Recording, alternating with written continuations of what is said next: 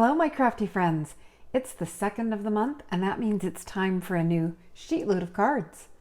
The Sheetload of Cards is a sketch and cutting guide and a full supply list, and it is free to subscribers of Call Me Crafty Al's YouTube channel. On the 1st of each month, Alicia, who is Call Me Crafty Al, debuts that month's Sheetload of Cards, explains how you can download it, and on the 2nd of the month, she has a full process video on her cards, tips and tricks, and the collaboration team all gets to share their cards as well. There is both an Instagram and a YouTube collaboration team, and since I'm on the YouTube collaboration team, I get to do a video and share my cards each month. You will notice in my title there is a hashtag, and if you click that hashtag on YouTube, that will take you to all of the collaborators and Alicia's Sheetload of Cards so you can see what we've all done.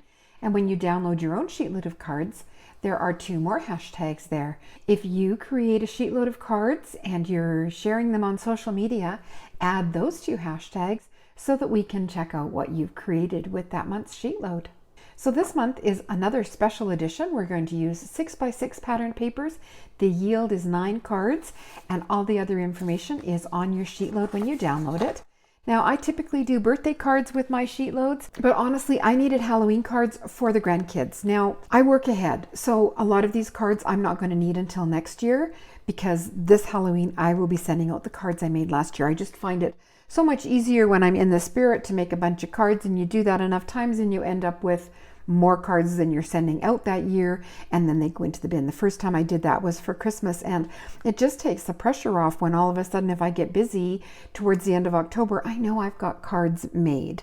Now for Halloween this year, oh my goodness. So I did a thing last Halloween, and I bought a whole bunch of Halloween supplies. I love making Halloween cards. It's crazy. I don't know why, but I love it, and I particularly love Doodlebug. So I got 3 of these odds and ends, different Doodlebug lines. This one is Ghost Town, and I only brought it over to show you how many you get in a package. Like, they're chock full, and I got 3 packages, as well as a couple of packages of the 12x12 pattern paper that coordinates, some stickers. They were on sale after Halloween, and I couldn't resist. I could not choose. So I'm sure I have enough of these odds and ends to do me a lifetime, but I absolutely have been having a blast using them this year for Halloween. So I did use some similar. These ones were older in my stash, but pretty much all of my Halloween cards this year are using Doodlebug designs, odds and ends, and pattern papers. So the other thing that I bought at the end of the year last year, it had been out of stock and I couldn't get it before Halloween, but I really had been looking for this Boo and Eek, and it's by Photoplay. So there is the Boo, the Eek, and both of them have shadows. And then there's also an exclamation point that is separate that you can add to either of them. So I usually do my Sheetload with the pattern papers, and then I decide on how I'm going to embellish them. I was happy to pull these out and use them again because they fit so perfectly on that pattern paper block. So that's what those are. Anything that's available I will have linked on my blog. I'm not sure, because a lot of this is older product, what is available, but I will have things linked on my blog. That is in the description box below, and as well, and information on how you can download your Sheetload will be in that description box below. For the cards, I started with the pattern paper, and I have 12x12 pattern papers. Most of my Doodlebug, I don't think I have. I don't even know if they make 6x6 pads, but at any rate, I just cut a 6x6 corner out of the sheets. Now the eye one, the purple swirl, it is the reverse side of the one with the googly eyes. So I cut 2 6x6 pieces of this, flipped one over for the purple, and then I have the plaid as well. So I got all of the Sheetload part of it assembled, everything on, and then it was like, okay, now I'm going to decorate it, and I knew I was going to use Doodlebug. So I had these older stickers. Now these are, oh, they're also Ghost Town. So I had these from a couple of years ago, and I used a lot of them, you can see, on my cards. And these black and whites, they are also stickers, so I can just use scissors or dies to cut those out and be able to make use of those as well. So that's what I used. Because of the small size, you can see the difference in the size of, say, the kids with the odds and ends and the stickers. There's quite a size difference, and that little spot's not all that big, so I was happy to use up my stickers on those. So these 5 cards, these first ones will be for the grandkids. There's the stickers. I added stickles to kind of brighten them up a little bit on the girls' cards, so Olivia and Alma. And I tried to alternate between the boos and the eeks. And then inside I stamped a sentiment and then added some more stickers from the package. And I alternated the sentiments as well. So this one has Happy Halloween and this one has the Spooky Halloween Greetings. Both of those are retired stamps from when Karen Burniston was with Elizabeth Craft Designs. But I really like the size of the Happy Halloween and the Spooky Halloween Greetings. I find it hard sometimes to find sentiments for inside a card that's not just Happy Halloween or Happy Birthday. I'm always happy when there's a sentiment set. So that's what I used for the inside of all of the cards. So I had my 5 cards for the grandkids. On this one, I had added the stickers ahead of time, and then the boo and with the shadow didn't really work. So instead I just added the boo and no shadow.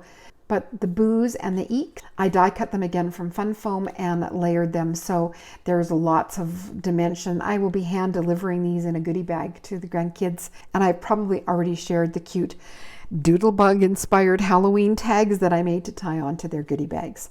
So those were the cards for the grandkids. And then I had 4 more of the sheet loads ready to go and thought, well, they're obviously still going to be Halloween cards. Added the boo and the eek. And then these ones, these little elements here are actually, they were stickers from an older package, the same one that the papers came in, and I've had those for several years. I had taken the stickers, adhered them to white cardstock, and used my scan and cut to cut them out. And again, I had done that several years ago, so I thought it was a good opportunity to pull some of those out and actually use them. Some are popped up with foam tape, some are adhered flat down. And then this little spider here, these are the shape sprinkles. I just get such a kick out of them. So those are also from Doodlebug Designs, and this is my 2nd package of the spiders. I just love them. Spider Celebration is what those ones are called. And then you may have noticed the eyes, the spooky eyes on this card, and I also did them on this card. And they're also Doodlebug Designs enamel shapes, and they are the Eerie Eyes, I believe. Let me see if I can shoot it down there. Yeah, Eerie Eyes. So hard to find, but I have them in my stash, and so they were fun to pull out and use, and I liked the way the eyes fit inside the boo, and then the spiders are just shiny and cute. So if you follow me, you know I prefer to make pop-up or interactive cards. Now I don't for my nursing home donation cards, but I do when I'm sending to family and friends. So I had my card fronts done, and I actually had stamped inside all of them on the panel, but was still feeling unsatisfied. I knew I wanted to do some kind of a pop-up inside, so I pulled out Karen Burniston's Mini Pops. This is a great generic die set, and it has 4 different pop-up mechanisms included. So I used this taller one here, and it's very versatile because you can flip it and have something coming down from the top, or as this one, it raises up from the bottom. If you have a top fold card, you can use them on either side to come together in the center. But for these ones, I just added the mechanism and then one of the cute little Doodlebug embellishments. So I have all 4 of those have got a little pop-up inside and different sentiments. I love that Frankenstein. See, Doodlebug Designs just make me happy. So those are my 4 little pop-up cards that I will have to send out to friends this year, and if not, they will go into my stash and I'll be sending them out to friends next year. I hope you enjoyed my video. I hope you will check that hashtag in the title and see what the rest of the design team came up with, including what Call Me Crafty Al has for you in her process video. Hit that like button, and I'd love you to subscribe to see more of my cards and my tutorials. That's it for me today.